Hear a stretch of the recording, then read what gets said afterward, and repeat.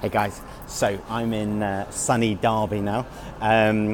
Most of you know where Derby is, middle of the country, middle of the East Midlands really, or in the East Midlands at least. And I want to tell you about a transaction that I actually did with a JV partner of mine in a little town just outside Derby, not far from Derby, called Swadlincote.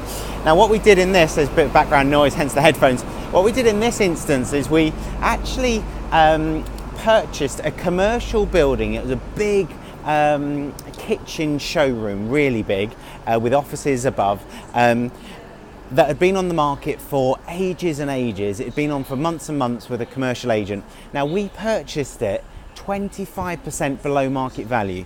We offered to step in very quickly and buy very quickly. The vendors always have a story. They always, if they're going to do a deal with us, they are motivated by something other than full market value now. These people wanted a decent chunk of money, 75%, very, very quickly. So we bought very quickly from them. Now we used none of our own money.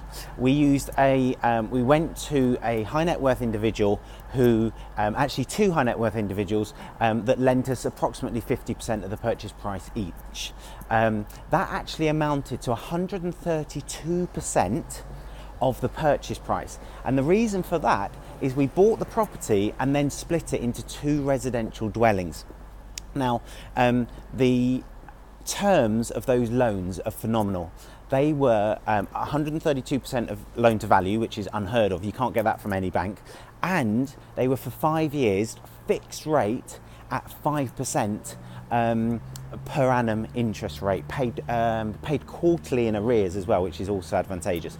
So those were the terms of the loan. So we bought it with none of our own money. We split the property into two residential dwellings. We got planning permission for two residential dwellings, but here's the great bit. We then used permitted development to take those residential dwellings to 6-bed HMOs.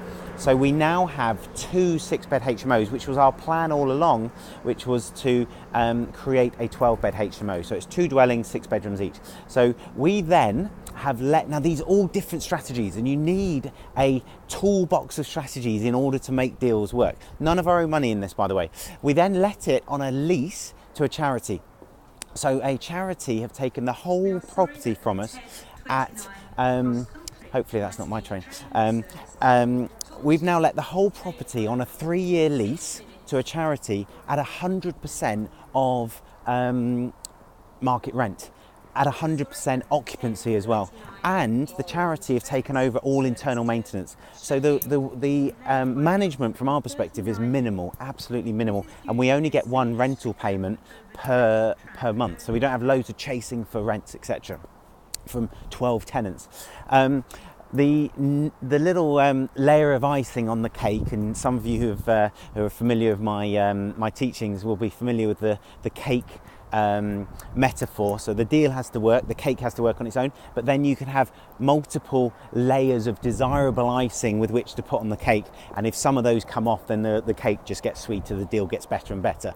And one of the layers of icing on this cake was we negotiated a bog off, buy one get one free. So we actually got a large car park. It's a car park for over 30 cars as a part of the deal, so that was opposite the property. We then got planning permission for 6 flats on that car park. We bought the car park for £1,000 actually, so we paid, I forget what we paid for the property. We paid 197 for the property. That was it, 197 for the property. It was on the market for around 250, something like that.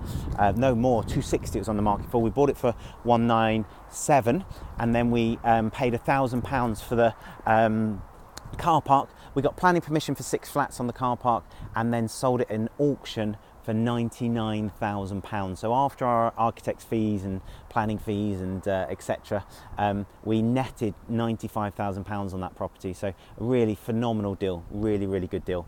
And that is done in sunny Derbyshire.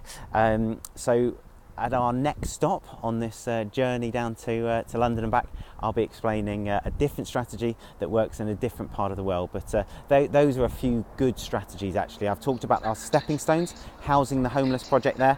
That's the lease with the charity. I've talked about planning gain, So taking a plot of land, adding planning permission to it, and then selling it for a massive £95,000 profit for £1,000 down. I've talked about commercial to residential conversion, and I've also talked about no money down investing and using other people's money, because we didn't put a pound of our own money into that transaction. So there's 4 strategies that work in Derbyshire for you. Hope that was useful to you guys.